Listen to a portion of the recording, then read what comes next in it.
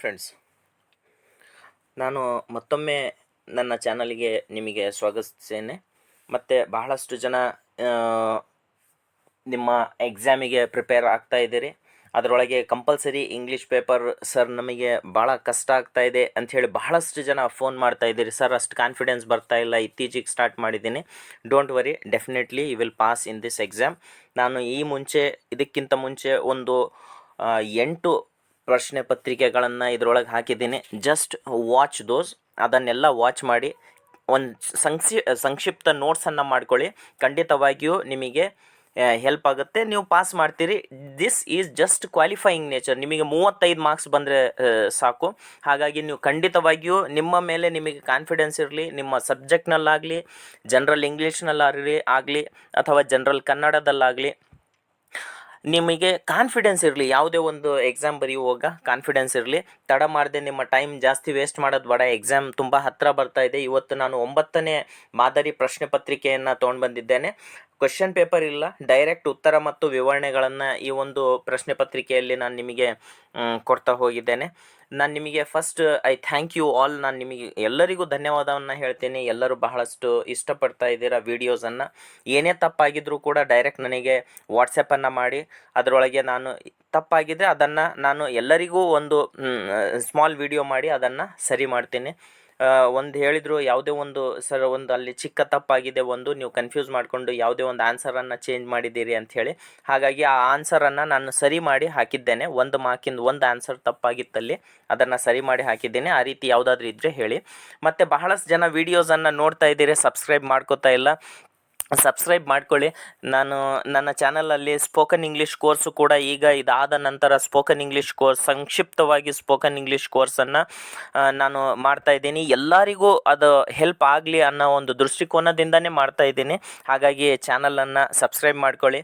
ಬಹಳಷ್ಟು ಜನ ನೋಡ್ತಾ ಇದ್ದೀರಿ, ಸಬ್ಸ್ಕ್ರೈಬ್ ಮಾಡ್ಕೋತಾ ಇಲ್ಲ. ಪ್ಲೀಸ್ ಸಬ್ಸ್ಕ್ರೈಬ್ ಮಾಡ್ಕೊಳ್ಳಿ. ಮತ್ತು ಹೊರಗೇನು ನೀವು ಎಕ್ಸಾಮ್ ಮುಗಿದ ತಕ್ಷಣ ಹೊರಗೇನು ಹೋಗಬೇಡಿ. ನಾನೊಂದು ಹೊಸ ಸೋಷಿಯಲ್ ಕಾಸನ್ನು, ಈ ಒಂದು ಸೋಷಿಯಲ್ ಕಾಸ್ ಇಟ್ಕೊಂಡೇ ನಾನು ಇದನ್ನು ಸ್ಟಾರ್ಟ್ ಮಾಡಿದ್ದೇನೆ.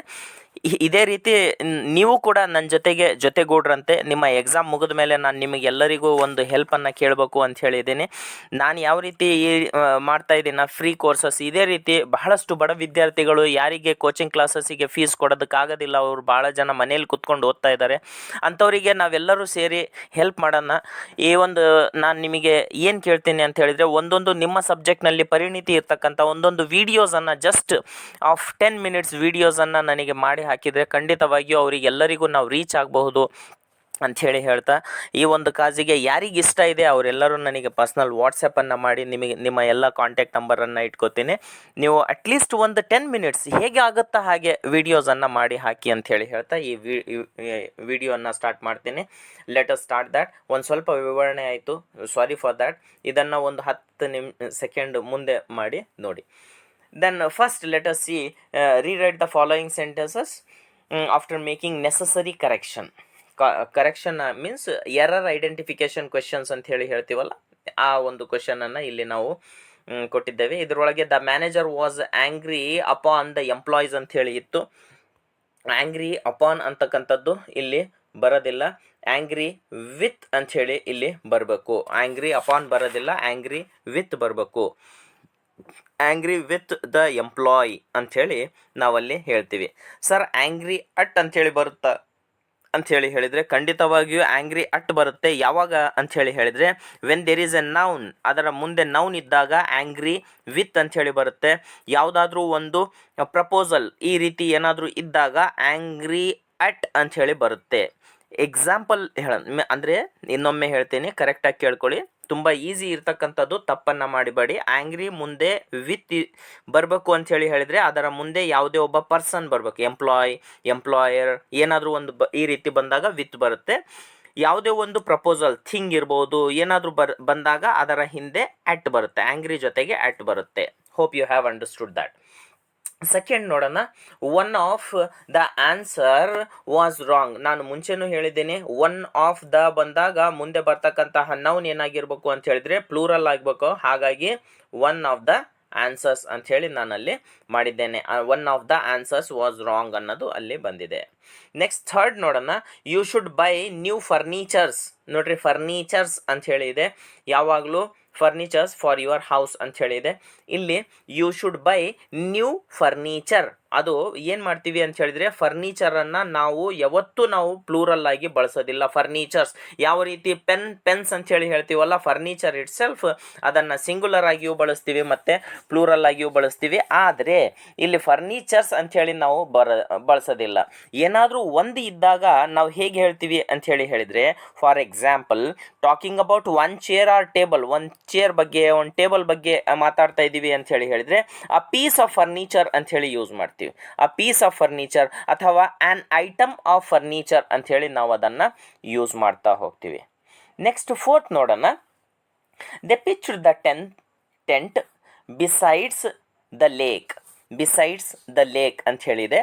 ನಾವು ಯಾವಾಗಲೂ ಆ ಪಿಚ್ಡ್ ದ ಟೆಂಟ್ ಬಿಸೈಡ್ಸ್ ಅಂತ ಇದೆಯಲ್ಲ, ಇಲ್ಲಿ ನೋಡಬಹುದು ನೀವು, ಬಿಸೈಡ್ಸ್ ಅಂತ ಹೇಳಿ ಬಂದಿದೆ. ಅದು ಬಿಸೈಡ್ಸ್ ಬರೋದಿಲ್ಲ, ಬಿಸೈಡ್ ಅಂತ ಹೇಳಿ ಬರುತ್ತೆ. ಬಿಸೈಡ್ ಅಂತ ಹೇಳಿ ಯಾಕೆ ಬರುತ್ತೆ ಅಂತ ಹೇಳಿ ಹೇಳಿದ್ರೆ, ಪಕ್ಕದ್ದು means my friend is sitting beside me. Besides me ಅಂತ ಹೇಳಿ ಬರಲ್ಲ, ಅದರ ಜೊತೆಗೆ ಎಸ್ ಆ್ಯಡ್ ಆಗೋದಿಲ್ಲ, ಬಿಸೈಡ್ ಮೀ ಬರುತ್ತೆ.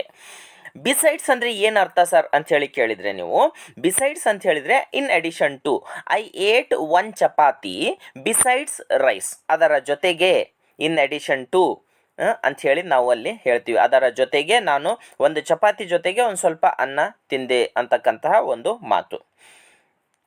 ದೆನ್ ನೆಕ್ಸ್ಟ್ ಫಿಫ್ತ್ ಕ್ವೆಶನ್ ನೋಡೋಣ.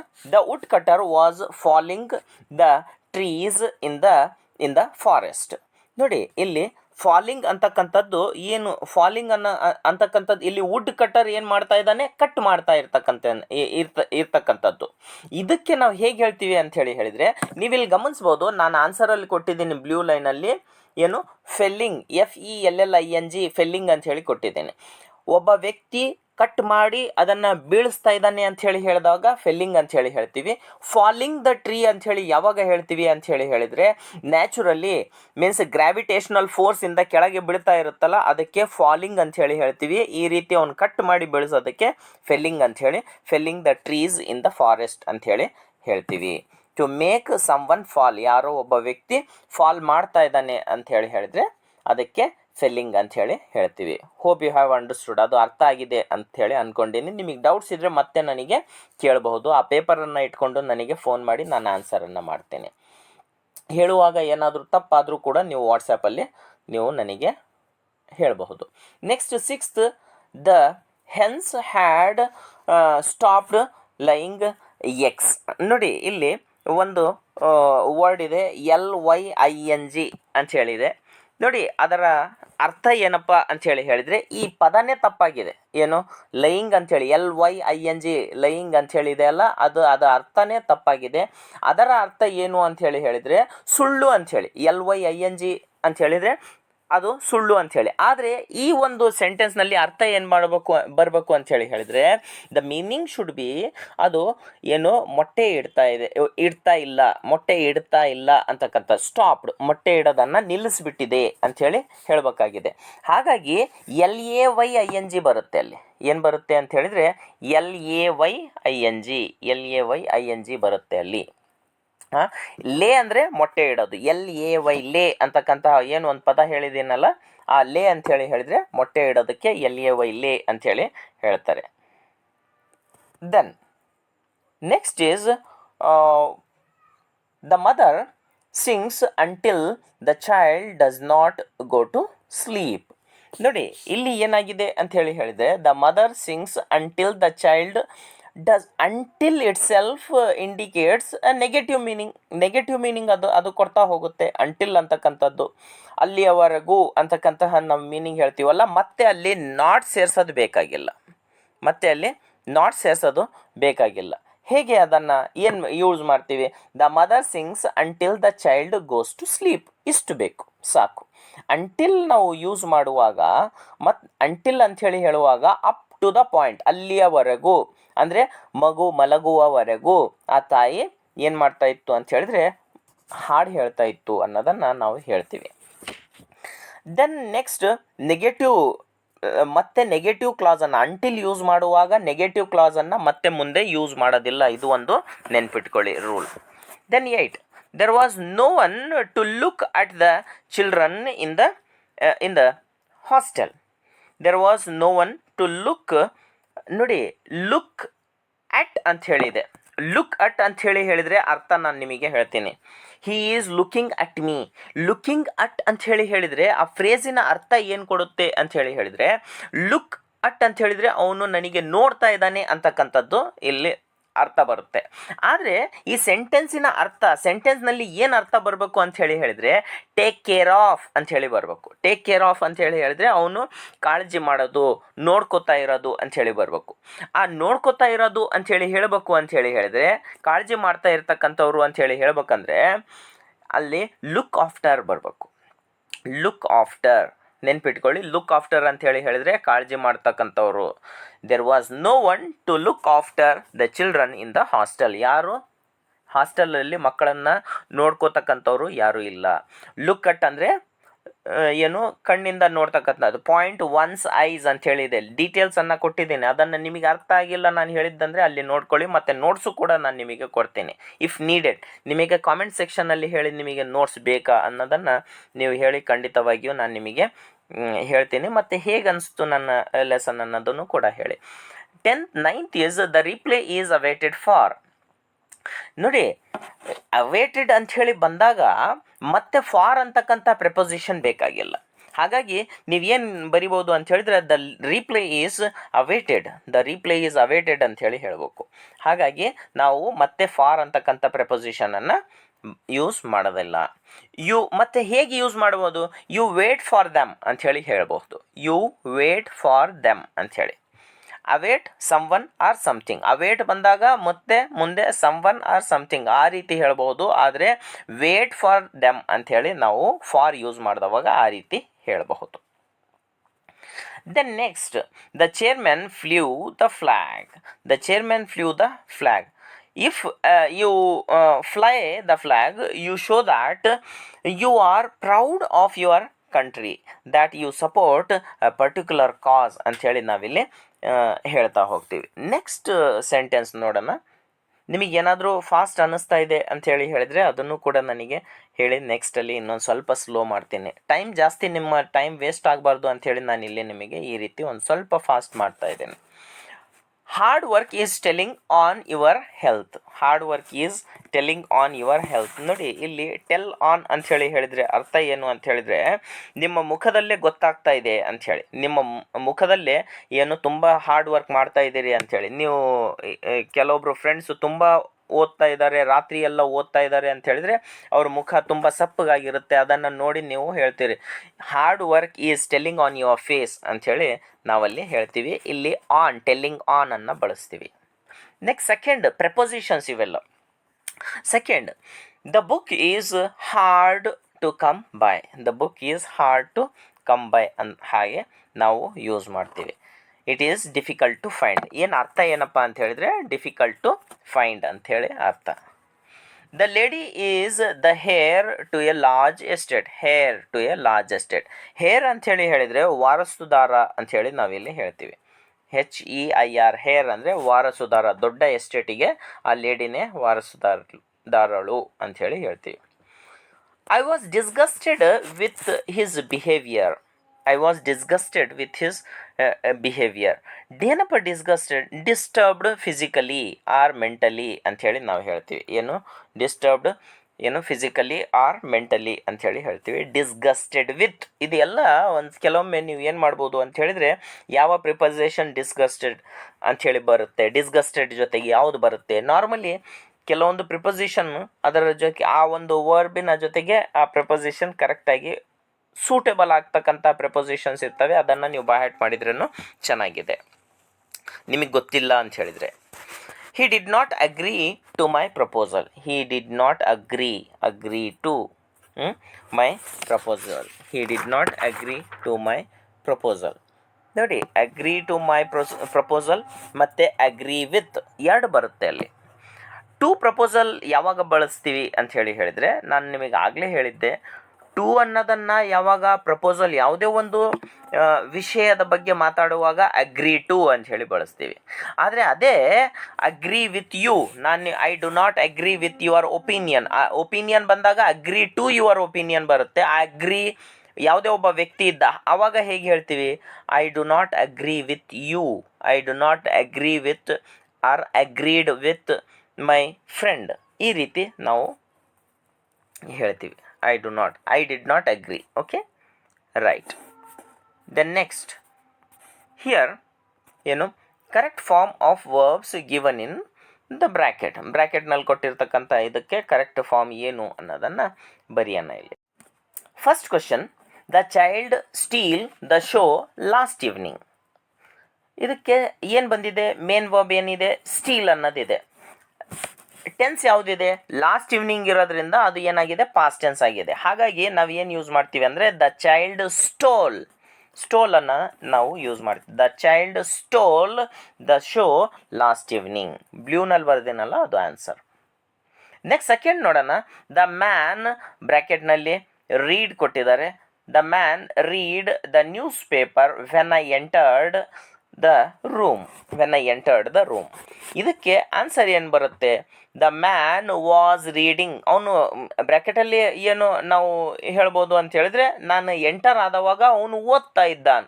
ಅದನ್ನು ಹೇಗೆ ಹೇಳೋದು, ಪಾಸ್ಟ್ ಕಂಟಿನ್ಯೂಸ್. ಈಗ ಇಲ್ಲ, past continuous. When I entered the ರೂಮಿನ ಅರ್ಥ ಏನು, ನಾನು ಎಂಟರ್ ಆದಾಗ ಅಂದರೆ ಈಗ ಇಲ್ಲ ಅಂತಕ್ಕಂತಹ ಒಂದು ಅರ್ಥ. It is understood. Okay, the man was reading the newspaper when I entered the room ಅಂತಕ್ಕಂಥದ್ದು. The teacher set that the sun is stationery.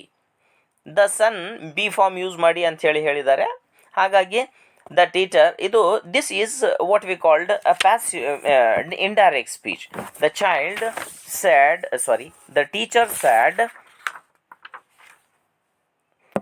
said that the sun dash stationery.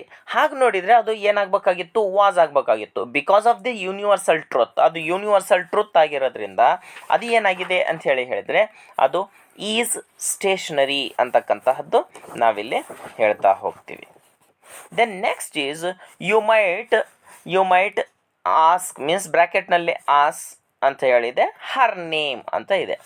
ಇದನ್ನು ನಾವು ಏನು ಹೇಳ್ತೀವಿ ಅಂತ ಹೇಳಿದರೆ, you might have asked her name ಅಂತಕ್ಕಂಥದ್ದು ಇಲ್ಲಿ ನಾವು ಆನ್ಸರನ್ನು ಮಾಡ್ತೀವಿ. And then next last question, he ಬ್ರ್ಯಾಕೆಟ್ನಲ್ಲಿ ಸಫರ್ ಇದೆ, has been suffering from fever for 5 days. he has been suffering from fever. ನೋಡಿ ಸೆಂಟೆನ್ಸ್ ಯಾವುದರಲ್ಲಿದೆ ಅಂಥೇಳಿ ಹೇಳಿದರೆ ಪ್ರೆಸೆಂಟ್ ಪರ್ಫೆಕ್ಟ್ ಕಂಟಿನ್ಯೂಸ್. ಅವನು ಲಾಸ್ಟ್ 5 ದಿನದಿಂದ ಸಫರ್ ಆಗ್ತಾ ಇದ್ದಾನೆ, ಈಗಲೂ ಕೂಡ ಸಫರ್ ಆಗ್ತಾ ಇದ್ದಾನೆ ಅಂಥೇಳಿ. ಅಂದರೆ ಅವನಿಗೆ ಜ್ವರ ಬಂದಿದೆ, ಜ್ವರದಿಂದ ಸಫರ್ ಆಗ್ತಾ ಇದ್ದಾನೆ. ಅದು ಹೇಗೆ ಹೇಳ್ತೀವಿ, he has been suffering from fever for 5 days. ಅದೇ ಅಲ್ಲಿ ಫಾರಿನ ಬದಲಾಗಿ ಸಿನ್ಸ್ ಅಂಥೇಳಿ ಹೇಳಿದರೆ ನೀವು 5 ದಿನ ಹಿಂದೆ ಬರ್ತಕ್ಕಂಥ ದಿನ ಹಾಕಬೇಕಾಗಿತ್ತು. ಹೇಗೆ, ಸಿನ್ಸ್ ಸಂಡೇ, ಸಿನ್ಸ್ ಮಂಡೇ, ಈ ರೀತಿ ಹಾಕಬೇಕಾಗಿ ಸ್ಟಾರ್ಟಿಂಗ್ ಪಾಯಿಂಟ್ ಆಫ್ ಟೈಮ್ ಹಾಕಬೇಕು. ಫಾರನ್ನು total period of time use ಮಾಡಿದರೆ ಸಿನ್ಸನ್ನು ಸ್ಟಾರ್ಟಿಂಗ್ ಪಾಯಿಂಟ್ ಆಫ್ ಟೈಮಲ್ಲಿ ನಾವು ಯೂಸ್ ಮಾಡ್ತೀವಿ. Then rewrite the following sentences as directed without changing the ಮೀನಿಂಗನ್ನು ಚೇಂಜ್ ಆಗಲಿಲ್ಲದ ಹಾಗೆ ನಾವು ಏನು ಮಾಡಬೇಕು ಅಂತ ಹೇಳಿದರೆ ಅದನ್ನು ಆನ್ಸರ್ ಮಾಡಬೇಕು. ಅಲ್ಲಿ ಕೊಟ್ಟಿದ್ದಾನೆ, ಪ್ರತಿಯೊಂದು ಸೆಂಟೆನ್ಸ್ ಆದಮೇಲೆ ಕೊಟ್ಟಿದ್ದಾರೆ. ಫಸ್ಟ್ ಸೆಂಟೆನ್ಸ್ ಏನು ಹೇಳಿದ್ದಾನೆ ಅಂತ ಹೇಳಿದರೆ, you have to change into indirect ಸ್ಪೀಚಲ್ಲಿಗೆ ಅದನ್ನು ಚೇಂಜ್ ಮಾಡಿ ಅಂಥೇಳಿ ಕೊಟ್ಟಿದ್ದಾನೆ.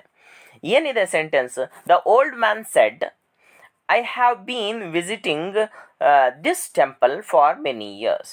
ಸೆಂಟೆನ್ಸ್ ಯಾವುದರಲ್ಲಿದೆ, present perfect continuous. Have been visiting ಬಂದರೆ ಪ್ರೆಸೆಂಟ್ ಪರ್ಫೆಕ್ಟ್ ಕಂಟಿನ್ಯೂಸ್.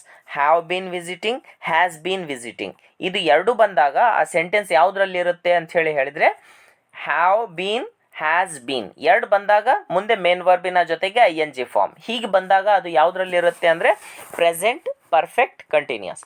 ಅದಕ್ಕೆ ನೀವು ಇಂಡೈರೆಕ್ಟ್ ಸ್ಪೀಚ್ ಮಾಡುವಾಗ ಪ್ರೆಸೆಂಟ್ ಪರ್ಫೆಕ್ಟ್ ಕಂಟಿನ್ಯೂಸ್ ಸ್ಪೀಚ್ ಏನಾದರೂ ಅವನು ಕೊಟ್ಟಿದ್ರೆ ಡೈರೆಕ್ಟ್ ಸ್ಪೀಚ್ನಲ್ಲಿ, ಇಂಡೈರೆಕ್ಟ್ ಮಾಡುವಾಗ ಪಾಸ್ಟ್ ಪರ್ಫೆಕ್ಟ್ ಕಂಟಿನ್ಯೂಸ್ ಮಾಡ್ತೀವಿ. ಅಂದರೆ ಪ್ರೆಸೆಂಟ್ ಪರ್ಫೆಕ್ಟ್ ಕಂಟಿನ್ಯೂಸ್ ಇದ್ದರೆ ಪಾಸ್ಟ್ ಪರ್ಫೆಕ್ಟ್ ಕಂಟಿನ್ಯೂಸ್ ಮಾಡ್ತೀವಿ. ಇಲ್ಲಿ ಪ್ರೆಸೆಂಟ್ ಪರ್ಫೆಕ್ಟ್ ಕಂಟಿನ್ಯೂಸ್ ಇರೋದ್ರಿಂದ ಪಾಸ್ಟ್ ಪರ್ಫೆಕ್ಟ್ ಕಂಟಿನ್ಯೂಸ್ ಮಾಡೋಣ. ಹೇಗೆ? The old man said that he had been. ನೋಡಿ, ಹಿ ಹ್ಯಾಡ್ ಬೀನ್ ಬಂತು. ನೋಡಿ, ಅಲ್ಲಿ ಏನಿತ್ತು ಅಂಥೇಳಿ ಹೇಳಿದರೆ ಇಲ್ಲಿ ಹ್ಯಾವ್ ಬೀನ್ ಇದೆ, ಇಲ್ಲಿ ಹ್ಯಾಡ್ ಬೀನ್ ಇದೆ. ಹ್ಯಾವ್ ಬೀನಿಗೆ ಪಾಸ್ಟ್ ಟೆನ್ಸ್ ಏನಾಗುತ್ತೆ ಅಂತ ಹೇಳಿದ್ರೆ ಹ್ಯಾಡ್ ಬೀನ್ ಆಗುತ್ತೆ. Had been visiting that temple for many years ಅಂಥೇಳಿ ಆನ್ಸರ್ ಆಗುತ್ತೆ. The next second question, allow the pilgrims to pass, change into passive voice. ನೋಡಿ, ಇಲ್ಲಿ ಒಂದು ವೆರಿ ಇಂಪಾರ್ಟೆಂಟ್, ಇಲ್ಲಿ ಸಬ್ಜೆಕ್ಟೇ ಇಲ್ಲ ನಮಗೆ. Subject for example, tiger killed the deer, killed the deer, ಇದು ಸಿಂಪಲ್ ಪಾಸ್ಟ್ ಟೆನ್ಸ್ನಲ್ಲಿದೆ. ಟೈಗರ್ ಇದೆ, ಸಬ್ಜೆಕ್ಟ್, ಆಬ್ಜೆಕ್ಟ್, ಡೀರ್ ಇದೆ, ಮಧ್ಯದಲ್ಲಿ ವರ್ಬ್ ಇದೆ. ಆದರೆ ಇಲ್ಲಿ ನೋಡಿ, ಈ ಸೆಂಟೆನ್ಸನ್ನು ಅಬ್ಸರ್ವ್ ಮಾಡಿದಾಗ allow the pilgrims to pass object ಮಾತ್ರ ಇದೆ ಇಲ್ಲಿ. ಹಾಗಾಗಿ ನಾವು ಇಂಥದಕ್ಕೆ ಪ್ಯಾಸಿವ್ ಮಾಡುವಾಗ ನಾವೇನು ಮಾಡ್ತೀವಿ ಅಂತ ಹೇಳಿದರೆ ಲೆಟ್ ಅಂತಕ್ಕಂತಹ ವರ್ಡನ್ನು ಯೂಸ್ ಮಾಡ್ತೀವಿ. ಹೇಗೆ? Let the pilgrims be allowed to pass, be allowed to pass ಅಂತ ಹಾಗೆ ನಾವು ಇದನ್ನು ಯೂಸ್ ಮಾಡ್ತೀವಿ. ನೆಕ್ಸ್ಟ್ ಕ್ವಶನ್ ಏನು ಹೇಳಿದ್ದಾನೆ? No sooner had she heard the news than she fainted. ಇಲ್ಲಿ ಏನು? ನೋ ಸೂನರ್ ದ್ಯಾನ್ ಯೂಸ್ ಮಾಡಿದ್ದೀವಿ. ಇಲ್ಲಿ ಏನು ಹೇಳ್ತಾ ಇದ್ದಾನೆ? ಯೂಸ್ ಆ್ಯಸ್ ಸೂನ್ ಆ್ಯಸ್ ಅನ್ನು ಮಾಡಿ ಅಂಥೇಳಿ. Very easy. As soon as she heard the news, as soon as she heard the news she was fainted or she fainted. Next fourth question ನೋಡೋಣ. He was not intelligent, he was not industrious. Rewrite the sentence using neither nor. Neither nor ಅನ್ನು ಈ ಎರಡು ಸೆಂಟೆನ್ಸನ್ನು ಏನು ಮಾಡೋದು? Combining sentence by using neither nor ಅಂಥೇಳಿ ಹೇಳ್ತೀವಿ.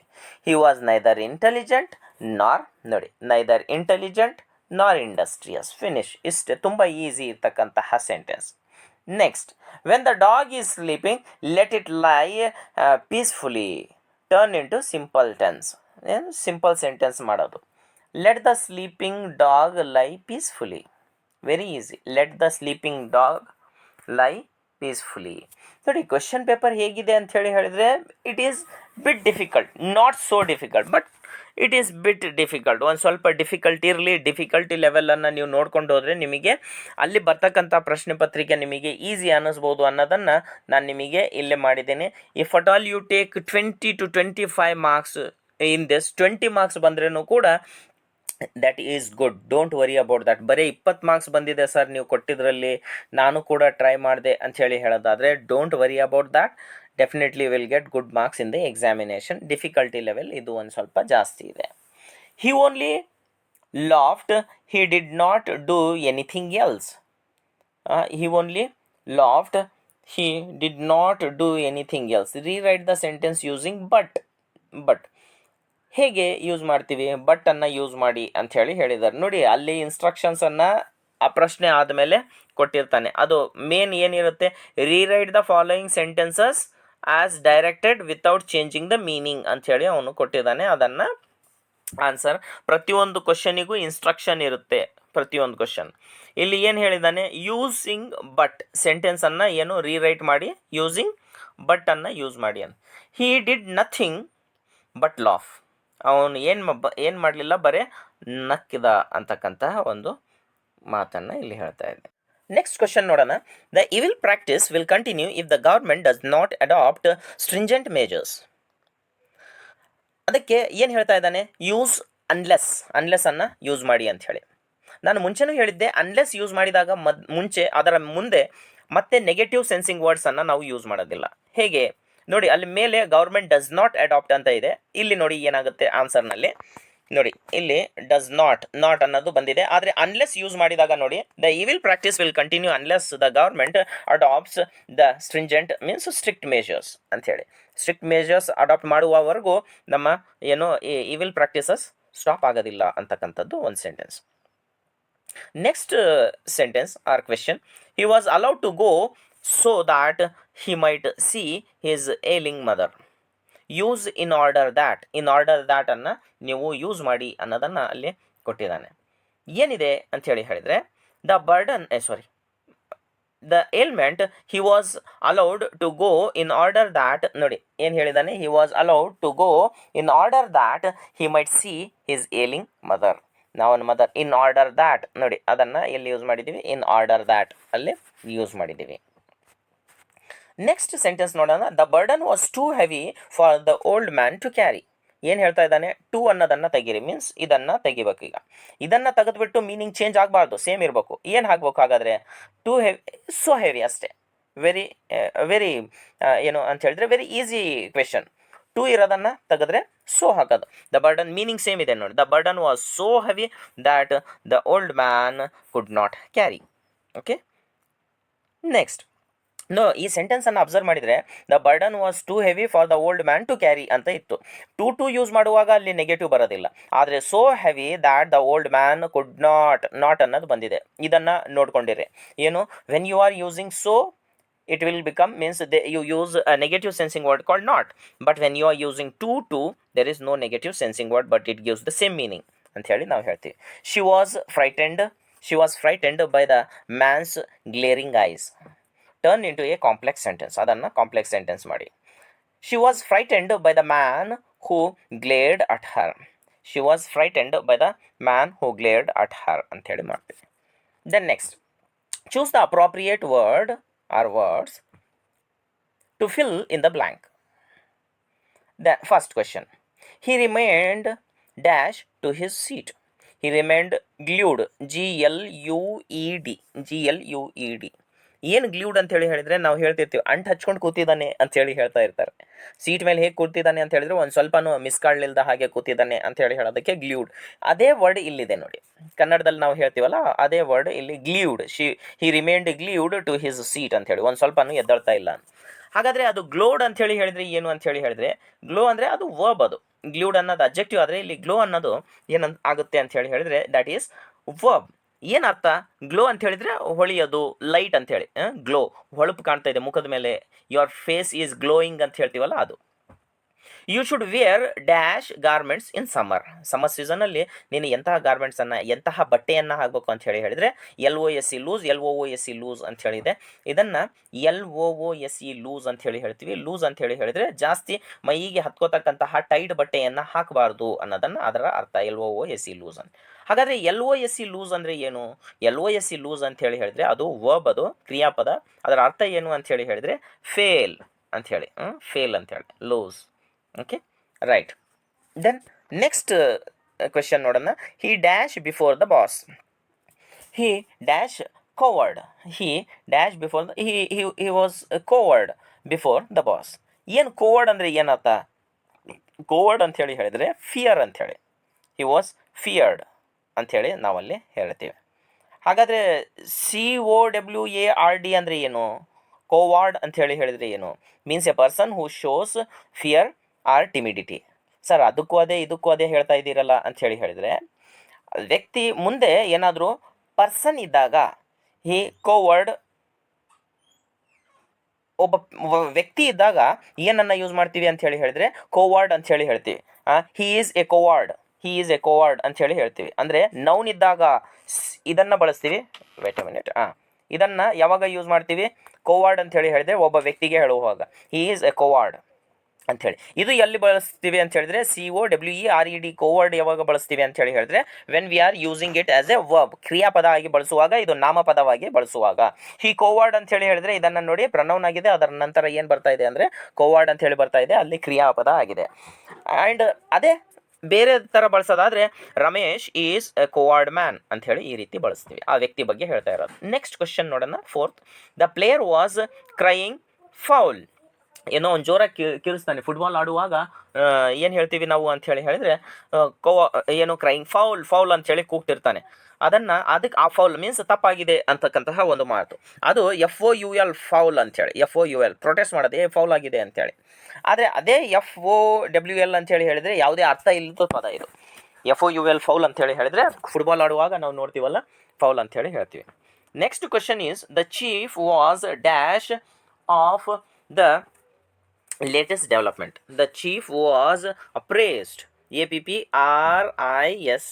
appraised ಏನು ಅಪ್ರೈಸ್ಡ್ ಅಂಥೇಳಿ ಹೇಳಿದರೆ ಏನು ಅಂಥೇಳಿ ಹೇಳಿದರೆ, ಅಪ್ರೈಸ್ಡ್ ಅಂದರೆ ಇನ್ಫಾರ್ಮ್ಡ್ ಅಂಥೇಳಿ. ನಾನಿಲ್ಲಿ ಆನ್ಸರ್ ಮೀನಿಂಗನ್ನು ಬರೆದಿದ್ದೇನೆ. Informed, apprised, the chief was apprised. ಏನೇನು ಆಗ್ತಾ ಇದೆ ಲೇಟೆಸ್ಟ್ ಡೆವಲಪ್ಮೆಂಟ್ ಅನ್ನೋ ಬಗ್ಗೆ ಚೀಫಿಗೆ ಎಲ್ಲದು ಗೊತ್ತಿದೆ. ಹಾಗಾದರೆ ಈ ಪದದ ಅರ್ಥ ಏನು ಅಂಥೇಳಿ, ಈ ಪದದ ಅರ್ಥ ಮೀನ್ಸ್ ಅಪ್ರೈಸ್ಡ್ ಅಂಥೇಳಿ ಹೇಳಿದರೆ ಅಸೆಸ್ ಅಂಥೇಳಿ. To appraise her golden necklace, assess her golden necklace ಅಂಥೇಳಿ. ನೆಕ್ಸ್ಟ್ ಕ್ವಶನ್ ನೋಡೋಣ. ಯೂಸಿಂಗ್ ಇಡಿಯಮ್ಸ್ ಆ್ಯಂಡ್ ಫ್ರೇಸಸ್ ಮೇಲೆ ನೋಡ್ಬೋದು. Use the following idioms and phrases in sentences. ಈ ಸೆಂಟೆನ್ಸಸ್ಸಲ್ಲಿ ಇಡಿಯಮ್ಸ್ ಆ್ಯಂಡ್ ಫ್ರೇಸಸ್ ಯೂಸ್ ಮಾಡಿದ್ದೇನೆ ನೋಡಿ ನಾನು. ಹೇಗೆ? ವಿತ್ ಎ ವ್ಯೂ ಅನ್ನೋದು, republicans have called a meeting of all parties with a view to forming a government.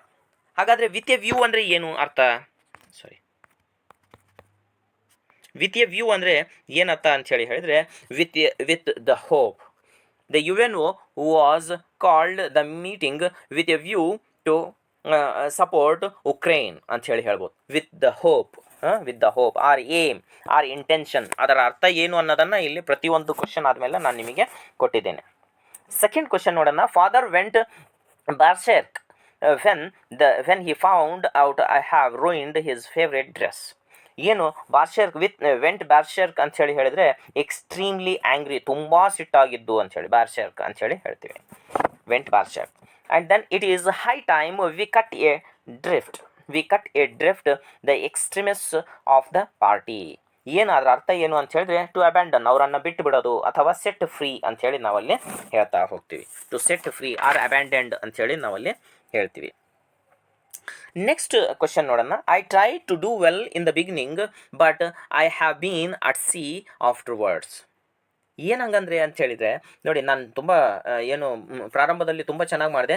I try to do well in the beginning but I have been at sea afterwards. ಆದರೆ ನಂತರ ಸಮುದ್ರದಲ್ಲಿ ಅಂಥೇಳಿ ನಾನು ಸಮುದ್ರದಲ್ಲಿ ಆಗ್ಬಿಟ್ಟೆ ಅಂತಕ್ಕಂಥ ಒಂದು ಮಾತು. ಅದರ ಅರ್ಥ ಏನು ಅಂತ ಹೇಳಿದ್ರೆ completely confused.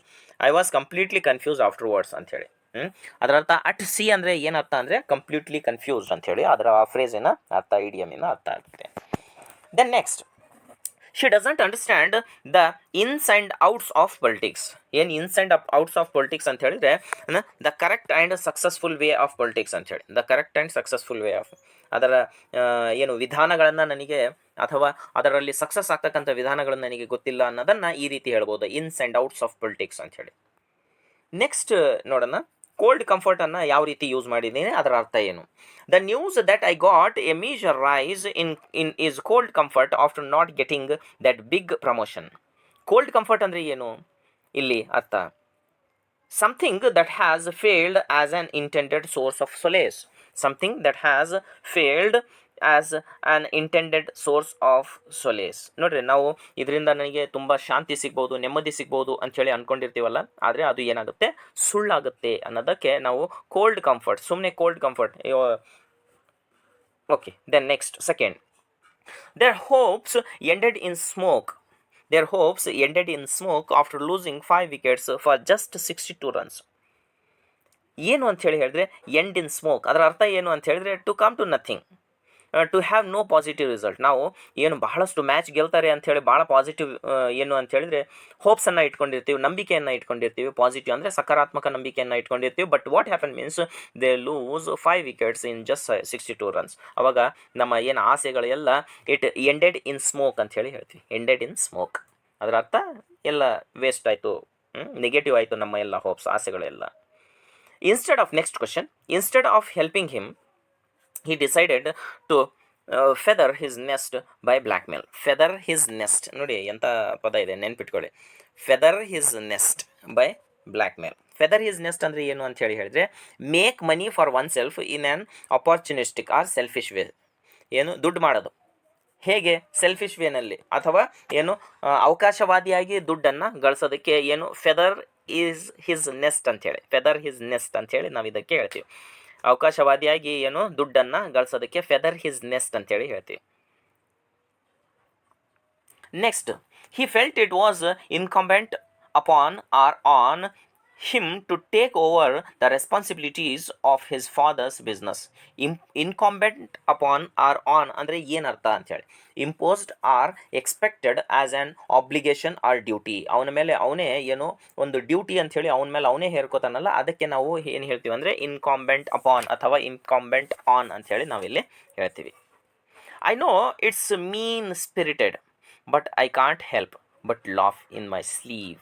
Laugh in my sleeve ನೋಡ್ರಿ, ಆ ವರ್ಡನ್ನು ಅಬ್ಸರ್ವ್ ಮಾಡಿ. ಲಾಫ್ ಇನ್ ಮೈ ಸ್ಲೀವ್ ಏನರ್ಥ, ಇದರ ಅರ್ಥ ಏನು ಅಂತೇಳಿ ಹೇಳಿದ್ರೆ, ಕೆಟ್ಟ ವಿಕೃತ ಮನಸ್ಸುಗಳು ಏನಾಗ್ತವೆ ಅಂತ ಹೇಳಿದ್ರೆ, ಬೇರೆಯವ್ರಿಗೆ ಕೆಟ್ಟದಾಗ್ತಾ ಇದೆ ಅಂತ ಹೇಳಿದ್ರೆ ಮುಂದೆ ನೋಡಕ್ ಮಾತ್ರ ಅಯ್ಯೋ ಪಾಪ ಅಂತ ಹೇಳಿ ಹೇಳ್ದಂಗೆ ಮಾಡ್ತಾರೆ, ಆದರೆ ಮನಸ್ಸಿನಲ್ಲೇ ನಗ್ತಾ ಇರ್ತಾರೆ. ಅಂಥ ವ್ಯಕ್ತಿಗಳಿಗೆ ಹಿ ಲಾಫ್ಸ್ ಇನ್ ಹಿಸ್ ಸ್ಲೀವ್ಸ್ ಅಂತ ಹೇಳಿ ಹೇಳ್ಬೋದು. ಲಾಫ್ ಇನ್ ಮೈ ಸ್ಲೀವ್ ಅಂತ ಹೇಳಿ ಹೇಳ್ತಾರೆ. ಅದನ್ನ ನೋಡ್ರಿ, to rejoice or be amused secretly and contemptuously as at another's mistakes or misfortunes. ಅವರಿಗೆ ಲಾಸ್ ಆದಾಗ, ಅವರಿಗೆ ತೊಂದರೆ ಆದಾಗ ಬೇರೆಯವರಿಗೆ ಅದರಲ್ಲಿ ನಗುವನ್ನು ಕಾಣೋದು ಅಥವಾ ಸಂತೋಷವನ್ನು ಕಾಣೋದಕ್ಕೆ ನಾವು ಆ ರೀತಿ ಹೇಳ್ತೀವಿ. Next, make sentences that bring out their meaning clearly. ನೋಡಿ ಏನು ಮಾಡಬೇಕು ಅಂತ ಹೇಳಿದ್ರೆ, ಕೆಲವೊಂದು ಪದಗಳನ್ನು ಕೊಟ್ಟಿದ್ದಾರೆ, ಅದನ್ನು ನಿಮ್ಮ ಓನ್ ವರ್ಡ್ಸ್, ಈ ಕೊಟ್ಟಿರ್ತಕ್ಕಂಥ ಪದಗಳಿಗೆ ನಿಮ್ಮ ಸ್ವಂತ ವಾಕ್ಯದಲ್ಲಿ ಬರೆಯಿರಿ ಅಂತ ಹೇಳಿ ಕೊಡ್ತಾ ಇದ್ರು ನಮಗೆ. ಅದೇ ರೀತಿ ಇಂಗ್ಲೀಷ್ನಲ್ಲಿ ಕೊಡಬಹುದು. ಇಲ್ಲಿ ನಾನು ಕೆಲವೊಂದು ಪದಗಳನ್ನು ಕೊಟ್ಟಿದ್ದೇನೆ. ಆಲ್ ಟ್ರೂಯಿಸ್ಟ್ ಅಂತ ಹೇಳಿ, a person unselfishly concerned for or devoted to the welfare of others. ಬೇರೆಯವರ ಒಳ್ಳೆತಿಗೋಸ್ಕರ ಏನು ಕೆಲಸವನ್ನು ಮಾಡ್ತಾನಲ್ಲ ಅವನಿಗೆ ಏನಂತ ಹೇಳ್ತೀವಿ ಅಂತ ಹೇಳಿದ್ರೆ ಆಲ್ ಟ್ರೂಯಿಸ್ಟ್ ಅಂತ ಹೇಳಿ ಹೇಳ್ತೀವಿ. ಆದರೆ ಅದಕ್ಕೆ ತದ್ವಿರುದ್ಧವಾಗಿ ಅದರ ಆಪೋಸಿಟ್ ವರ್ಡ್ ಏನಿದೆ ನೋಡ್ರಿ, ಇಗೋಯಿಸ್ಟ್ ಅಂತ ಹೇಳಿ ಹೇಳ್ತೀವಿ. ಅಂದರೆ ನಾನು ಆಗಲೇ ಹೇಳಿದ್ನಲ್ಲ, ಒಂದು ಥರದ ವ್ಯಕ್ತಿಗಳು ಬೇರೆಯವರಿಗೆ ಕೆಲಸ ಮಾಡ್ತಕ್ಕಂಥವ್ರು ಮತ್ತು ಸ್ವಂತ ಈಗೋ ಇರತಕ್ಕಂತಹ ವ್ಯಕ್ತಿಗಳು. ಇದಕ್ಕೆ ಈ ಎರಡು ಪದಗಳಿಗೆ ಕನ್ನಡದಲ್ಲಿ ಏನು ಹೇಳ್ತಾರೆ ಅನ್ನೋದನ್ನು ಕಾಮೆಂಟ್ ಸೆಕ್ಷನಲ್ಲಿ ಹಾಕಿ ನೋಡೋಣ. ನನಗೆ ಗೊತ್ತಿಲ್ಲ, ಅದಕ್ಕೋಸ್ಕರ ಕೇಳ್ತಾ ಇದ್ದೇನೆ. ನೆಕ್ಸ್ಟ್ ಕ್ವಶನ್ ನೋಡೋಣ. Of the remaining 398 deaths 101 were attributed to senility. Senility ಅಂದರೆ ಏನು? The condition of being senile having or showing the weakness or disease of old age. ಅಂದರೆ 398 ಜನ ಸತ್ತು ಹೋಗಿದ್ದಾರೆ.